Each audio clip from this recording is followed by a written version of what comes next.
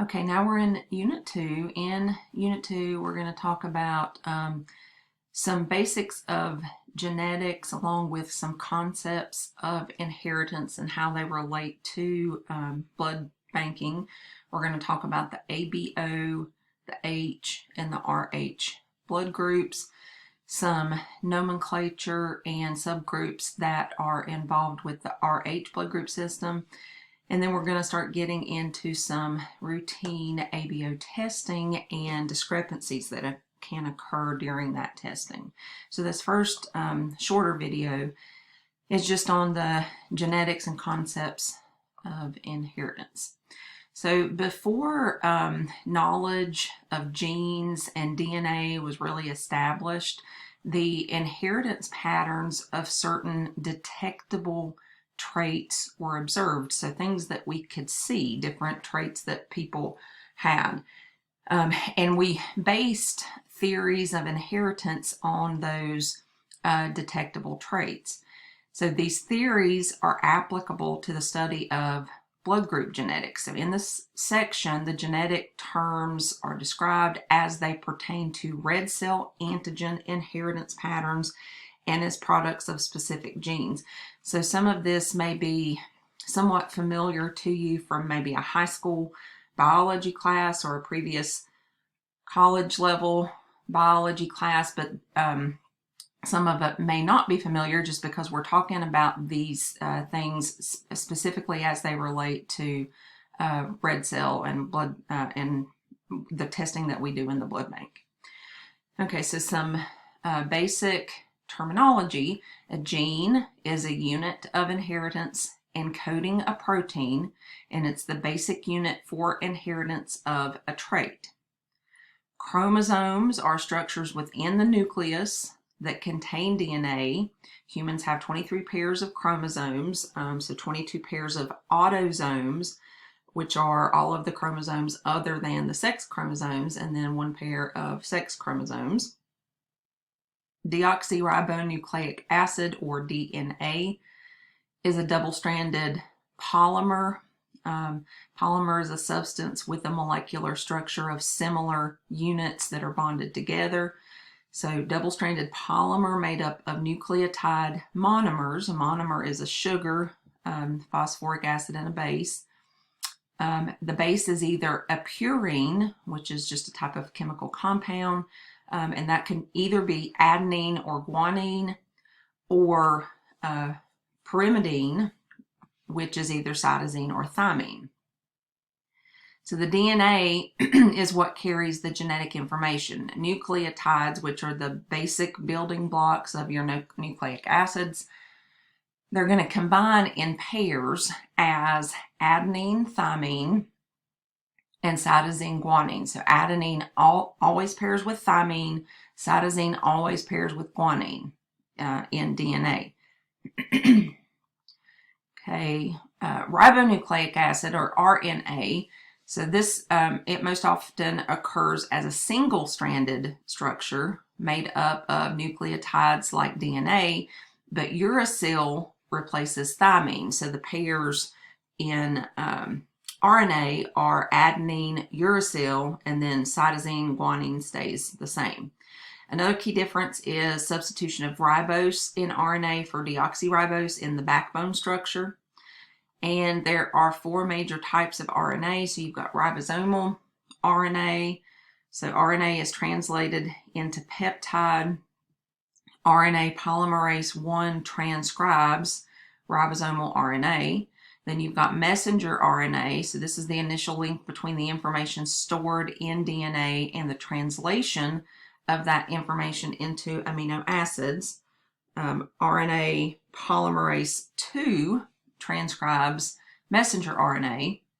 Then you've got transfer RNA, which is involved in delivering amino acids to the messenger RNA bound on the ribosome. And then small and micro RNA molecules, which have various functions within the cell. Some of those functions include regulatory mechanisms, cell development, and defense. These little guys are necessary for proper gene expression and are altered in the amount and in the type during cellular growth and differentiation. And there is just to point out, there is a video link on this slide in the PowerPoint if you want to take a minute to watch it. And it just kind of goes back over some of the topics that I just talked about. Mitosis is the cell division that occurs in somatic cells. So your somatic cells are all the cells of the body with the exception of the egg and the sperm cells. It results in the same number of chromosomes, which is referred to as diploid. Meiosis is cell division in gametes. Gametes are your male and female reproductive cells, so that's the sperm and the egg. Results in half the number of chromosomes present in the somatic cells, so that's referred to as haploid.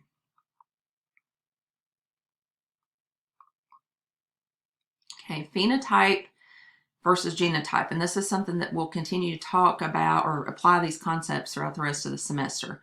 So phenotype is the physical expression of inherited traits. So you've inherited a gene that codes for a specific trait, and the phenotype is the physical, the outward expression of that. It's determined by reacting red cells with known antisera. So patient red cells with the known antisera would be a reagent, and observing for the presence or absence of hemagglutination. So an example of that would be you're testing your patient red cells with anti-A reagent or anti-B reagent, and that can determine if the patient has the A or the B antigen on their red cell. So that's how we determine the patient's type. And I think you guys did that in intro. And the genotype are the actual genes inherited from each patient. So the genotype can be inferred from the phenotype, but really you would have to do either family or molecular studies to determine the actual genotype. So an example of this is that if the patient's phenotype is A, meaning their blood group A, then their genotype could be AA or AO, because remember they have to inherit this gene from one from mom and one from dad. So they could either inherit two A genes or an A and an O. So if they've inherited AA, that means both parents contributed the A gene. If the patient has the AO genotype, then one parent contributed the A gene, the other parent contributed the O gene. So because the O gene has no detectable product, only the A antigen is expressed if that patient has inherited the AO genotype. If the AO individual has a group O child, then at that point you can infer, it becomes evident that the individual carried the O gene. Because O is recessive, in order for parents to have an O child, they each have to carry the O gene. Their genotype has to be AO or BO or OO. So two people with group A red cells have the same phenotype, but they can have different genotypes. So for instance, if that same couple, if one of them had genotype AO, but the other one was AA, they cannot have a type O child. Okay, and this is just kind of a visual representation of your phenotype versus your genotype. So remember, phenotype is kind of the outward expression. So you've got parents here. One of them is a type A, one of them is a blood type B. So in this scenario, the genotype of the A parent is AO. So they've inherited an A gene and an O. This other parent is a BO.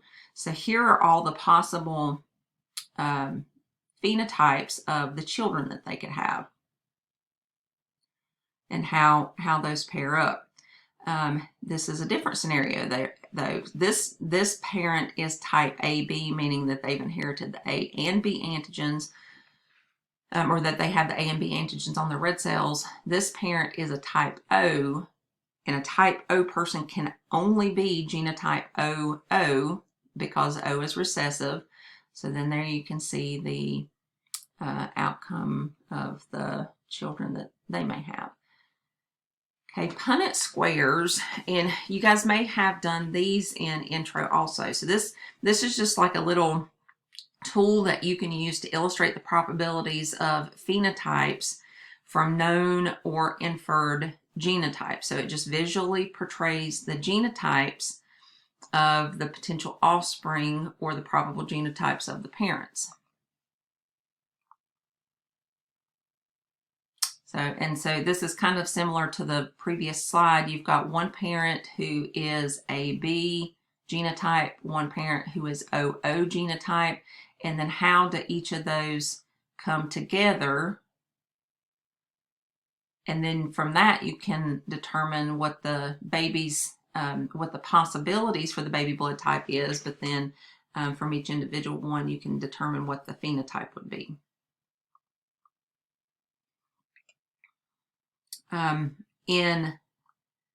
Okay, so talking now a little bit about genes, alleles, and polymorphisms. So a genetic loci is the site of a gene on a chromosome.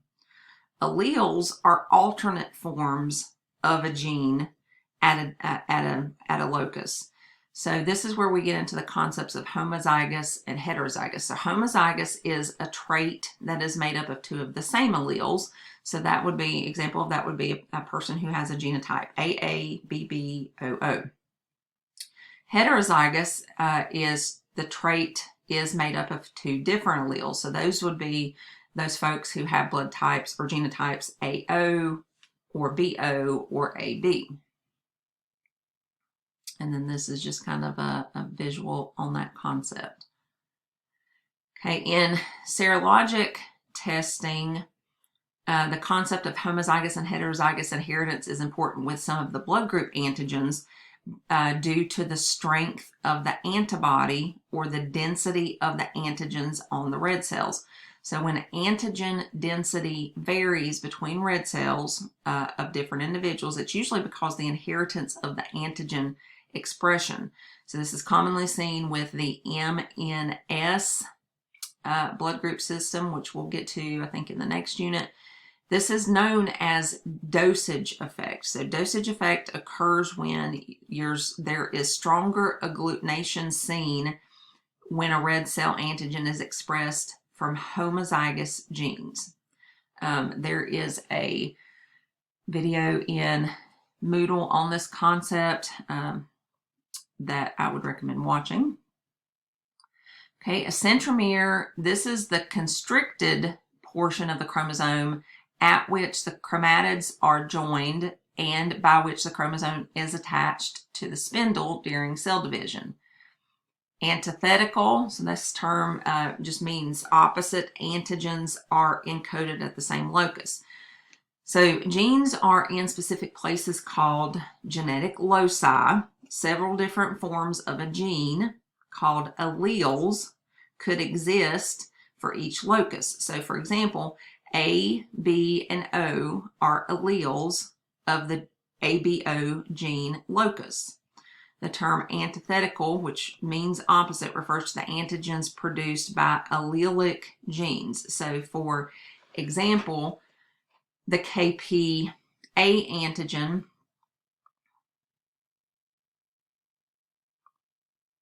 sorry, I thought I had, oh yeah. So for example, the KPA antigen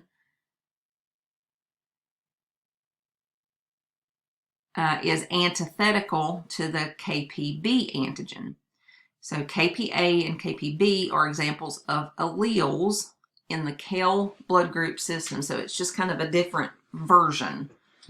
And it mentions in the video, one of the YouTube videos, Mendelian inheritance refers to an inheritance pattern that follows the laws of segregation and independent assortment, in which you've got a gene that's inherited from either parent segregates into gametes at an equal frequency. So again, we're looking at this based on like ABO, or blood banking red cell antigens. So you don't have to focus on that part of the video as much.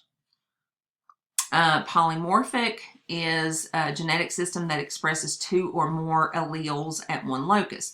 So this happens with the ABO blood group system. So some blood group systems are more polymorphic than others, which means that more alleles exist at that given locus. The RH system is highly polymorphic compared to the ABO blood group system. And we're going to talk about the RH blood group system a little bit later in the next video. Okay, inheritance patterns. So codominant means that there's equal expression of 2 different inherited alleles. So the product of each allele is expressed when it's inherited as a codominant trait. So for example, if one parent passed on the A gene, the other parent passed on the B gene, both of those, both A and B antigens would be equally expressed on the red cells of the baby because these genes exhibit dominant expression. So in that case, the patient or the baby would be blood type AB. Recessive is a trait that it is expressed only if it's inherited by both parents. So your example there is what I mentioned a minute ago, a group O phenotype, which requires both parents to pass on that O gene, meaning that their genotype would be OO, in order for the child to present as blood type O.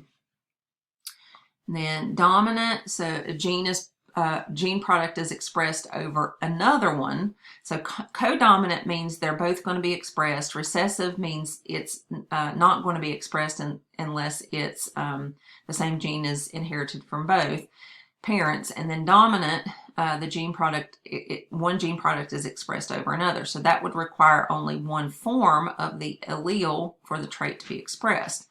So the example for this one is you've got a group A phenotype where the A gene is inherited from one parent and the O gene is inherited from the other parent. So this person's genotype is AO. So because the A gene is dominant, this is the trait that's going to be expressed. So that person's going to be blood typed as a type A person. Okay, and then alleles. So again, this is just kind of a visual representation of that concept. For every gene, you can have 2 of the same allele, or you can have 2 different alleles. So, and those can be, the different alleles can be dominant or codominant. A recessive allele will only produce a phenotype if there is no dominant allele present, meaning that they both have to be recessive. And then recessive alleles are symbolized by lowercase letters. For our purposes in this class, we don't really do that. And then a null phenotype, this is when a certain recessive alleles are inherited. There's no expression of the expected red cell antigen. So in other words, the gene does not express a detectable product. It's also sometimes referred to as amorphic. So it has to be inherited from both parents, meaning homozygously, to produce a null phenotype. So an example of that is a Rh null person lacks the presence of all Rh system antigens. Again, we'll talk about the Rh blood system in one of the next few videos. And again, I'd like to point your attention to a video in Moodle, YouTube video on genetics. Maybe take a look at that before you start the next lecture video.